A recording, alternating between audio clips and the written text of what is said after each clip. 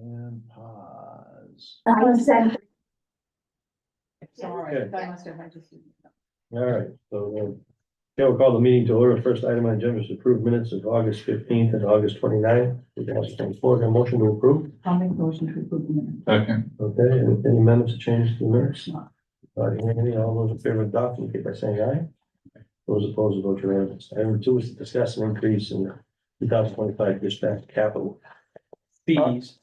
Yeah. Mr. Chairman, this is on the agenda because one of the chiefs called and asked if we had any projected fees, but I think it would behoove us to wait until after this evening. You know, there's a large capital item in for dispatch. Yeah, for software, right? For software to replace the IMC software, which is, we're waiting for the call at any time to say they're no longer gonna support it. Based on, you know, there is a cost in the capital to replace that. But if for some reason the capital fails, then I guess our only answer is that the towns replace it. Yeah. So I would just, We'll just have to wait to see. we'll have to wait and see. It's a. What, do we have any idea when IMC is gonna pull the plug? They won't give us a day, They're not giving us anything. not officially, I think. No official word. There's no more updates. They've already come out with that. They will not update. They're just keeping us alive. So update, so we're on legacy support at this point, is what that becomes. Do you know, Justin, in Rochester or Dover or Somersworth, are they? No, I knew Dover was out on their own. They weren't using IMC yet, I thought.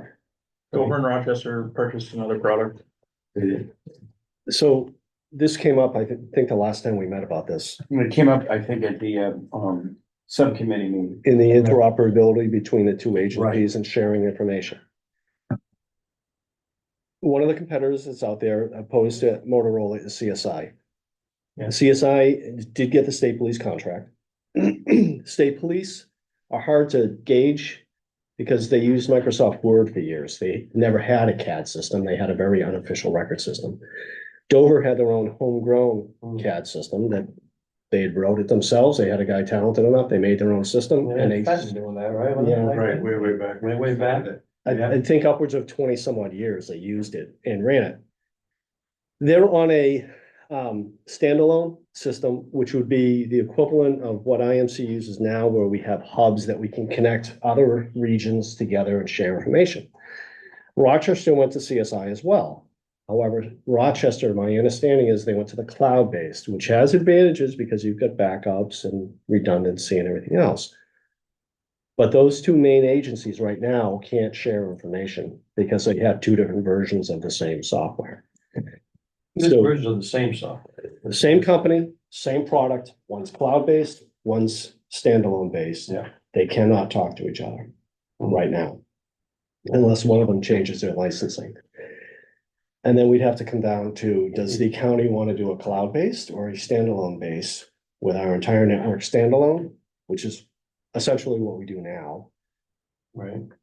or go to the cloud base for the redundancy in the, Wouldn't, everybody wants the cloud these days. yeah, but I would say, wouldn't the cloud make more sense? Because if they make it, you know, the cloud's gonna be around forever now. Until we go to outer space or whatever else they come up with. Well, So, it's got advantages and disadvantages. It gives you the offsite redundancy where if something catastrophic happened here, you've always got your data. And it's accessible. Once you've got infrastructure again, you can pull it back down, you've got your data. Disadvantage is fees, yearly contracts, just to have access to your data. Because if you don't pay that bill, they shut you off. so I see pluses and minuses to it. I think, Yeah. having our setup with block 5, where it does have redundancy, it does have cloud and things like that, we can pull it back. Our IMC is typically backed up locally. Yes. So we've got redundancy here. We do have backups. We don't lose more than 24 hours if something catastrophic happened.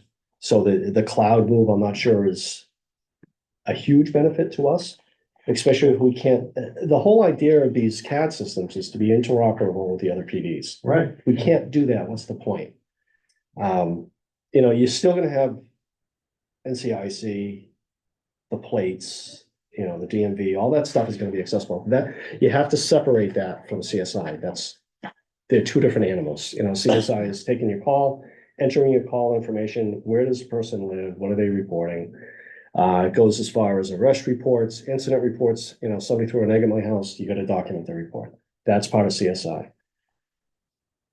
The way IMC exists right now, all those reports are interchangeable between the agencies. They can see each other, request it, they can do history reports with other agencies.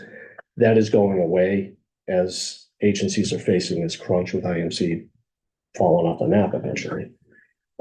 It's amazing to me that after Sandy, after Hurricane Sandy, the federal government put on a big push about everybody being able to talk to one another and do all this other stuff, and we just can't seem to get there, for whatever reason. Wasn't that the whole push after 9/11 for Yeah. information sharing and? Yeah, because they couldn't talk to each other. I mean, everybody can talk to each other on their cell phones. I mean, none of this stuff makes any sense to me anyway. I mean, I think I'm just a dumb great thing. I'm just telling you, it just doesn't make sense. Right. I mean, so IMC is out there. IMC took over most of the Northeast when they came out back in 96, 97, I think was when they started out. And, it grew to the point where Nashua had a hub. Somewhere else, Merrimack had one. Portsmouth had one, where the whole state was shareable. An officer in Rochester could check John Smith's name and say, hey, he's been stopped 3 times in Nashua. And it's got nothing to do with his motor vehicle record. It's just their internal records, and they could see each other's. That's going away. We're already seeing some of the major agencies that have already jumped ship, going to different companies, and they're not sharing the information with each other. It doesn't exist in the same essence it does right now. Probably what happens is information sharing isn't high on their list of what they're looking for. When they go out to bid for this stuff. Other things must be more important to them. That's the only thing I can think of that makes any sense. Well, I know that there was always a parochial attitude with PDs that they wanted to protect whatever information they had and on people, and, what their own department was doing. I get all that, but it's at some point. It loses an intelligence value. And you've got to keep in mind, if I run somebody's name on IMC and it goes through one of those centralized hubs, I can see John Smith was in Nashua and had an incident with the police or 10 incidents with him. I can't click on their reports and read them. I can just simply see that, he's had contact in Nashua. That's it. Anything further, I have to reach out to Nashua. Hey, I need these reports. Do you have them? But even that level between Rochester and Dover right now, with the way it's set up, they can't even do that. And those are the two bigger agencies in the county using the same software, but they can't see each other. And that's why I'm hesitant to jump onto the same trail, so to speak, because which one do we go with? Do we go cloud-based? So we join Rochester, we do the local so that we can plug in the Dover only. But one of the two is going to get bumped. Also, we gotta kind of think about if there's something catastrophic happens, who do we switch over to the temporarily dispatch? If we lose power, we have, we go a week, 10 days without. Right. Well, we do have redundancy set up for that. I know Milton's we set have up still. generators and stuff, but. Well, we've got a whole an EOC, the old term, up in Milton, so that something catastrophic happens here, we can pack people up, get up there and start camping out in Milton. We can run operations, keep our data going, and everything's good to go. But I can't speak for the other bigger agencies that have changed over. Our communications will work. Yeah. But as far as information sharing and just being able to do it on the computer and see what the other agencies involved with, you may not see. Yeah. Justin, how does cloud sharing work? I thought that was supposed to be to address some of these issues that he's talking about. It just has to be built into the software, have the correct licenses, has to be designed for it. There is a federal version, can't remember the name off the top of my head, I believe it's called Index. The federal information sharing platform that you can opt into. And that was one of the things we had quoted when we were looking around. But I don't believe anyone else around this area does that yet. So that would be a That was benefit to if help everyone address some of started the- to get on board with that, because that would solve the issue you're talking about. You know, we've tried to slow walk this change on the CAD to watch what these agencies were doing and the issues that they were running into, because everybody has IMC now or did. And as they're going through the growing pains of switching over to this new software, they're running into the issues of, you know, it got sold as this is We got great. three vendors at the end of the day. The main ones that are The out there main today, ones that are right? out there. You got Motorola's, Motorola. you've got CSI. IMC, the Yeah. new version is Cross Central Square. Central Square, Central Square, Elite, they just changed it again. and then CSI, which is the one the state right to. Yeah. Oh, well, You know, the whole purpose of, we had all the chiefs come in with Motorola, look at it, because they'd already been exposed to CSI. Most of them have seen it and know what it is. Okay, look at this product. You know, we just did a radio project. We're already dealing with that vendor. They do have this out there. See what you guys think. They all loved it. It's not cheap. right. And that's the reality. How do we make it out with the replacement of the radios at the grant program? Did we get that We grant? haven't gotten We it haven't got the yet. grant. It takes a while and That was about 700 grand in that, what was it? Right? 750? 715. yeah, and but this isn't unusual. When we got the direct grant for the radio project, it took months to get it.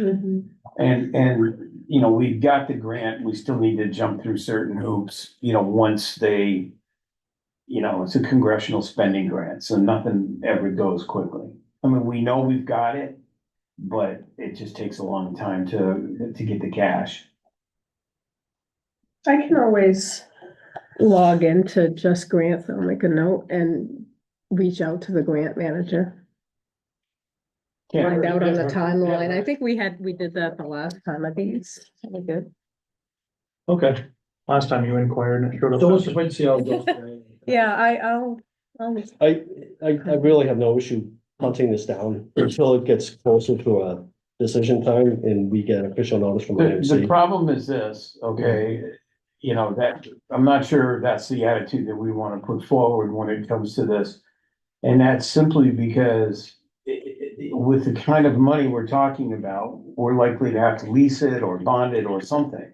I mean, Right. it's 1.4 million. Well, that's why, yeah, And, 5 and, year. and that's why but if we did that and, you know, if we did it as part of this, that's one way of doing it. If we did it where we had to lease it, you're talking about, you know, a If you do, if that's. $300,000 a year payment, Right, you know, that somebody has to make. well, someone's gonna make the payment no matter what, right, it'd be less if it was bonded over the life. Well, I mean, it'd be less and that's, you know, consistent with Yeah. the life expectancy that we got out of the last. And then there's no question about who pays for it. I mean, Right, you know, it's our dispatch center, we pay for it, and then the commissioners can decide Yeah. how to allocate that cost to the towns. Yeah. And we'd have, you know, we'd have a number, we know what we were talking about, but if we, you know, punt it down the road, then the problem is we're gonna have to ask for bids, and we don't have any appropriation. right, yeah. So when I say punt it down the road, I don't mean to leave it out of the CIP. I think it needs to be in this 5 year plan. Oh, yeah. This problem is it's gonna hit us. I understand what you're And I think 6 months to a year max, and we're gonna have to Yeah, look. I We're gonna understand, have we to do it. understand it, but Right. if you say those If you say that words, up somebody's there, right, gonna yeah. jump on it tonight. Right. Question about that. All right, So how do you want me to respond to Chief Joy? I don't know, I'll tell you after. yeah, Cause he didn't know if in his budget, he should just tack on 10%. We'll let you know after tonight. Had a few other chiefs ping me this week. They're all in the Yeah. same budget building mode. I mean, right now, status quo, you know, whatever the fee is more than adequate. But, you know, do you want to start building for this? Do you want to, right. I mean, there's just some decisions that I think will be easier to make after tonight. if we go. The fees haven't increased in quite a few years. Yeah, I agree. But as I've said a whole bunch of times, one of the things that when this whole dispatch fee system blew up, the way it was managed, a number of years ago, is because fees were assessed without a capital plan. So it strikes me that if whatever we're going to make an adjustment in the fees, Right, be just. it ought to be based on some form of a capital plan. Right. Or beginning, or with the Yeah. theory that we're beginning to put money aside Or something, right. for, Oh, for something. Right. So, that to me is the issue. That'd be like setting the tax rate without a budget. Right, right. Well, the other point too is that, the fees are generally have been low. They're low for the product that we're producing, and inflation and all the other things that are happening in the economy are catching up to us as a result of that fee being where it is. So, And it's back to that old argument that, the cities get services, the towns still get the service. well, an argument's always gonna be there. More so now that we have our famous districts. All right, well, we'll just see how it goes tonight. We'll play it by ear, I guess. You guys got any other questions? No. All right, we got a list of upcoming events. We got any old new business? We haven't heard anything on the solar thing yet, have we? We just Today. had a call We just got today. a call today. Okay, what's the name of that outfit? We'll get you the name. Okay. So remember how it works, right? We don't get any Right. money. They hire the consultant, The feds have already appointed the consultant. okay, We have talked to them. Today was the second time. okay, They are formulating, the final agreement that they would work off of. At that meeting, okay, once we get the final agreement, we'll ship it to you all. Okay, Diane and I believe that in this agreement is reflected everything that you told us. However, once we get, we gotta get the document, see. when we get to, the initial document we got was pretty good. Diane added one thing to it today, which is having them direct us to additional federal grant money as part of their final product, which they've agreed to add to the document. Yeah, So now we they're have- familiar with ECBG, Yeah, so. so now we have a document for you all to look at. We don't quite have it yet. Yeah. We will have a document for you all to look at. Then the next meeting is going to include you all and them, after you've looked at the document. Right. I figured it was a waste of your time. This meeting started, we had our first meeting probably a month or 6 weeks ago. And all we did was we provided them information. Fortunately, we had that information because a lot of that information is what, the company who Right. bids for us sends out to vendors to, give us the costs.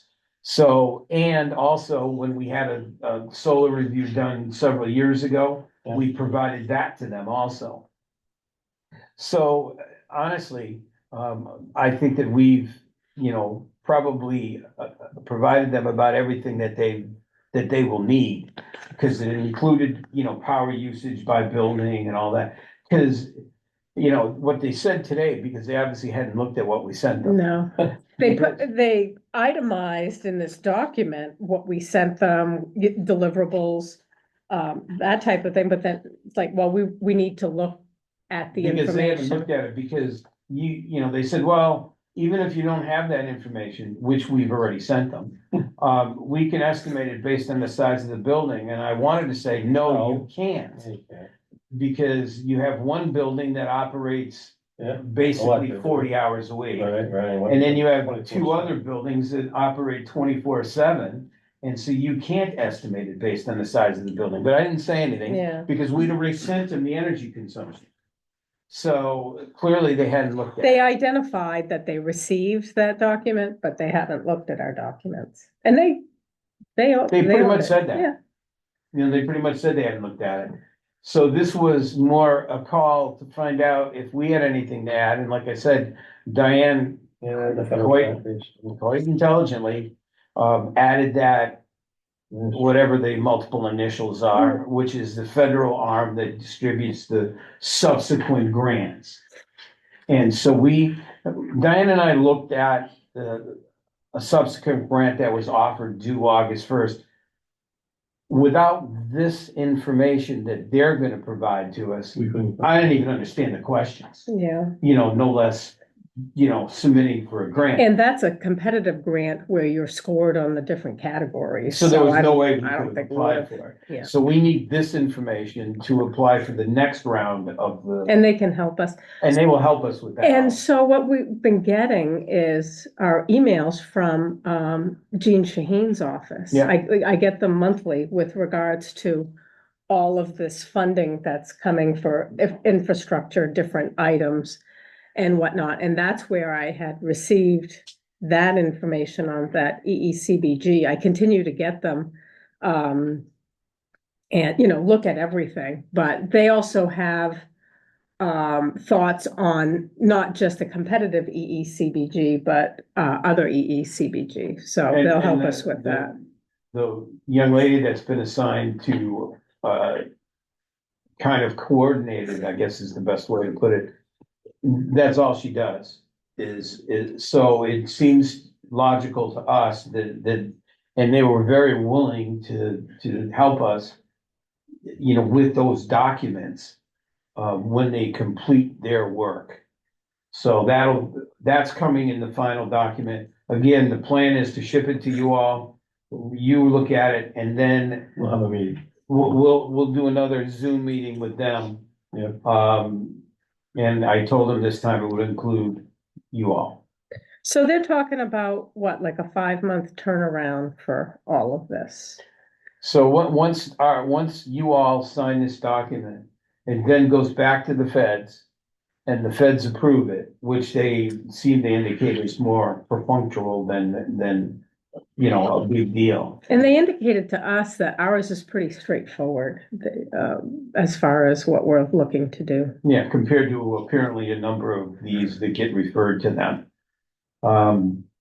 So then we'll get the feds to, hope, once they approve, they'll jump on it right away. And we did add a few weeks onto it, when we asked them to steer us to whatever other grants will be I was available. confused by one thing. They said 5-month turnaround, then they were talking about October.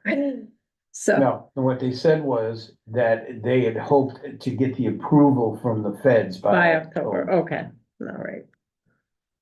And so you were asking, our TA, our technical assistance is provided by National Renewable Energy Laboratories. And they're out of Colorado. Okay. NREL. Mhm. In fact, we changed the time of the Zoom call, the convenience to time change. So at the end of that, once we get this agreement, and does that qualify us for a competitive grant? Which is basically. Well, they can help us. They will help us write that competitive Okay. grant as Right. part of their 70-something thousand. There are these, I'm not gonna get it, there are these plans because I looked at that EECBG grant, and even when we applied for this, remember, we have like a year, part of the agreement is we have a year, we have to put together a plan with regards to renewable energy, and they're gonna help us with that plan, because that's part of the application, that we have a plan. And that we're not just applying for, one particular project. So they're gonna help us put that together, because they're all like, your plan has to include certain things in it. I think you can get like a boilerplate template to help you. We did that for the TA. Yeah, We we kind of did. used their template to make a very generic one. And that actually is what got us this grant. Yeah, We used the template they had, answered the questions, and then we got the 70-something thousand reward. But without that plan, when we go to a, like that, one of the items that needed, that was an attachment with the application was our plan. So they're gonna help us with that as well. And which is why we couldn't apply for, anything because we don't have a plan. But I We mean, wouldn't have scored very high in that category. no. Okay. All right, any other old or new business? No? No? Questions or comments from the public? We don't have any? No COVID at Riverside, None at the jail either. not at the jail. We had two, our COVID vaccine is next. What's the 12th? The 12th. That's Next Thursday. Thursday. Next Thursday is our COVID vaccine for the residents. It's either the 11th or the 12th. I'm pretty sure it's the 12th. So the pharmacy has it. They'll be coming out. They'll be administering it. And then we'll have a subsequent date for employees, but the thing is to get the residents vaccinated first. Anybody's interested in having a good time, we'll be inspected by Office of Detention Oversight next week, Tuesday, Wednesday, and Thursday. So if you want to come over and be a part of that, you're more than welcome. Anybody? How's that kitchen looking? Kitchen looks good. Does it? That's one of the things that when you come and do your walkthrough for the third quarter. Yeah. I'd like to show you just so you can see the finished product. Yep. And we'll also be running our flu clinics and stuff in the month of September. They will not, even though they can be given at the same time, we will not. Do it. Well, we debated a lot about it because CDC says they can be given, it's not in the same shot, but they can, 2 shots be given at the same time. That's kind of smart. A little bit. Well, our concern was though, that if there was a reaction, we Right, wouldn't right. know which shot we had the reaction to. So we've decided to do them separately. Our flu shots are given by our staff, so and so many at a time on a unit. So, we might do like 6 or 8, and then a day or 2 later, do another 6 or 8, until we eventually get the whole unit done. Okay. And until we get the whole facility done. I can tell you, that I'm really happy, that Dee has been encouraging, admissions to the extent that, other than Unit 3, obviously, which is closed, we're pretty well full. So, With nice the job. exception, thank you, with the exception of just a few very difficult people to place and for roommates, so those are the challenges to match them up, so I think we're down to three beds total left, except for the behavior unit. And we're working on that. We're taking them as they come. We've already met our federal grant, our state grant. That was due by December 31st, but we've long since passed that. But it didn't hit 16 and we're long past that. The jail is also at 224 boarders today, which is, That's good. which has gone up considerably. Yep. But we always have room at the end, so. Yeah. All right. Sheriff, you'd sent me kind of somewhat of a cryptic email. What was Yes. that about? Well, a while back, going back a couple of months or so, Captain Payne has been conversing back and forth with some of the APODs, which is a higher up position down in the Burlington ICE office. And they were back and forth about they're requesting more transports, but quite frankly, the transports aren't very beneficiary to the county. Because they want us to go down to Wyatt, which is down by Rhode Island, and cut over to Plymouth, and it's about 3.5 hours in the summertime to even get to Plymouth. So it's a big burden on us with very little benefit to the county, because they're not housing them here. So we want to be very careful what we commit to, what they ask for. As you know, right now, ICE is kind of in turmoil pending the presidential election. A lot's going to happen either way with that too, but there always seem to be hurting for more people. Yeah, they're always trying to push some of their work off to other agencies. I mean, they. Yeah, come they're to very that trend. short-handed because a lot of them get redeployed down to the border Right. without any choice. We've got 2 deputies that work in Burlington every day now. And basically Tim Morgan has rose to the level of training ICE agents to come in. So that's pretty bad. It's kind of an accolade for our Yeah. folks, but pretty bad for ICE reputation.